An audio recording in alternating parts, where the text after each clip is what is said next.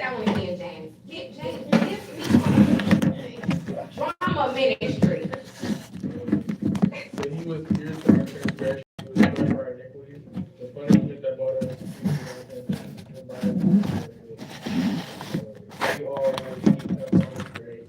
Each of us has turned to our own way, and the Lord has laid on him the iniquity of us all. He was oppressed and afflicted, yet he did not open his mouth. He was led like a lamb to the slaughter, and as a sheep before its shears is silent, so he did not open his mouth. I'm laughing and asking James to get theater, but that's because verse 5, it just, I don't know about you all, but when I, teacher, something about verse 5, something about verse 5. Verse 4, he took our place. He took our place. There are some things that we deserve. We've said some things that we should not have said. We've done some things that we should not have done. We've done things our parents don't even know we did. Sure do, sure did. Done some things our friends, quote unquote, BFFs. Oh, but God knows because he's omniscient and he loves us anyhow. I just want to put it in perspective for you. You cannot hide anything from God. You can hide it from your mom, you can hide it from your dad, you can hide it from your neighbors, you can hide it from your teachers, you can hide it from everyone but God. But he loves you anyhow. If you think about that one wrong thing that brings you shame, God is saying, daughter, son, don't worry about it. You don't need to have any shame. I love you. I got you. I did this for you. So I just want to put it in perspective. There are some things that you deserve, that I deserve, and Jesus already knew we were going to do these things because he's God, which means he's omniscient, right? And he said, I got you. You step aside. Move to the side, Reagan. Let me do this. That's good. He didn't ignore our pain. He bore it. Anything that we were going to deal with, every burden, everything that just pains us, the things that keep us up at night, the things that stress us out in the middle of the night when you can't sleep and you got to get up in the morning and go to school. You got to get up and go to work. And you're like, oh, it's going to be a rough day. Jesus is like, no, I took care of it already for you. Don't even worry about it. I got you. Ooh, that's so good. That's so good, y'all. He took our place. That's what verse 4 is saying. Verse 5 is just digging in a little bit deeper.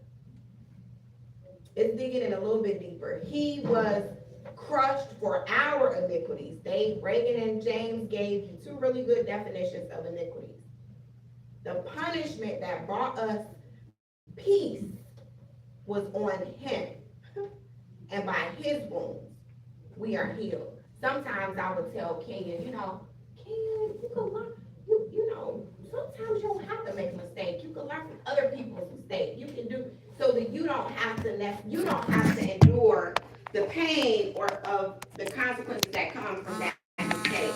And that's what Jesus did. Like Jesus stepped in as our substitute so that we wouldn't have to endure the pain or the consequences from the mistake or the sin, the bad things that we're going to do even tomorrow. There are some things that you're going to do in your 20s, in your 30s, in your 40s. You don't even know you're going to do it, Aiden.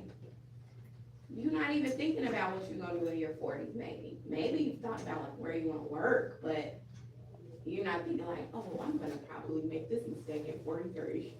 Like you're not thinking that way, but God knew, he knew what you were going to do at 40. You understand what I'm saying? And he paid the price for it already. How you feeling about that? It's amazing. That's the word.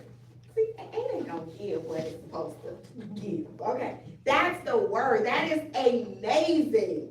We use that word often, but Jesus is amazing, and Isaiah is amazing because he's being obedient and he's prophesying things, right? So he's doing what he's supposed to do. He's doing his job. Jesus was wounded for our transgression. Reagan, transgression. Give us the definition, transgression. That's a big word, right? A lot of people probably heard it. He was wounded for our transgressions. Jesus was our stand-in, our substitute. Man, this is so good. I hope I can get through the next two verses. Divine relief, just 1 through 7 is just so good. I'm telling you, when you get home tonight, this afternoon, just open up Isaiah. Okay, Morgan? Yeah. Open up Isaiah, go to chapter 1 and just start reading. And read the New Living, do the New Living translation.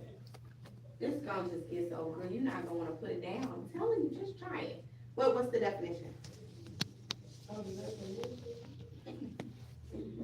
Transgressions.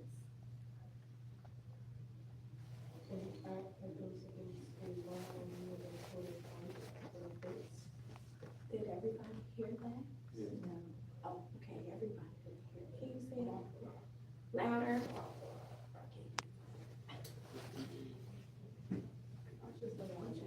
Just say it again. Transgression. This is an important word. We need the definition. Transgression. What is it?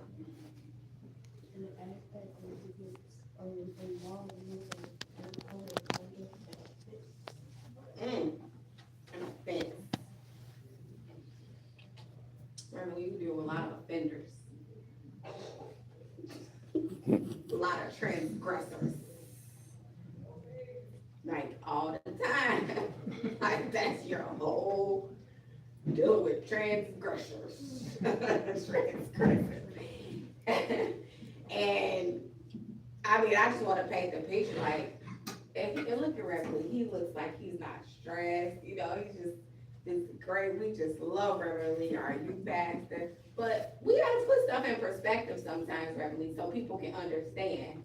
Cause I think they forget like how hard people work day to day. Like it's not easy. And imagine that Jesus took on even the people that Reverend Lee got to deal with every day in and day out. A day in and day out. Jesus already, yeah, he's the substitute for that. Verse 6. Verse 6. We all like sheep have gone astray. My. I know you all don't do what you're supposed to do all the time. I know you don't. Gone astray. Evelyn? Nancy? Noel, do you always do what you're supposed to do? Yes. You know I asked Noel because I was just gonna say. Always, Noel? Yes. Noel's like, yes, ma'am. I do, okay. I get it. I mean, ain't there Like yes. Like yes. Somehow. But somehow she said, yeah. You feel like you do, but Don't start somehow. messing up just because it's just always remember that you doing the right thing is the right thing. Oh, Don't even feel yes, bad for about sure, it. for Yeah, sure. don't feel But, bad okay, about so let me ask you this, Noel. Do you always think the right thing? Yes. Man, Noel, like, lady, yes. Well, okay. There might come a time then, Noel, maybe in your 20s or your 30s, that you might do the right thing, but you might have thought, oh, if my supervisor said one more thing to me. It may be like in your mind. You might not do anything, but you might be thinking it. So that's the thing, like our thoughts, even our thoughts, it's like we have sinful thoughts, is what I'm trying to say. And so we have to be careful even of those things. But Jesus said, you know what? I'm suffering for all of that, Reagan. He's suffering for all of that. So he's like our strength was his suffering. Our straying was his suffering. So we wandered away, Reagan, doing our own thing. I'm calling your name. We wandered away like a little lost sheep. And he still placed it all on him. He's like, it's okay. She's gonna come back. She'll be back. I'm gonna go get her. She'll be back. He just, I mean, look at him. Will you just look at our Savior? Just look at him. This is postable right here. I post a lot on Facebook. I'm trying to get my algorithm together, you know, my followers up. I post a lot on Facebook, right? I do lives, I do reels, I do all the things regularly because I want to increase my followership, right?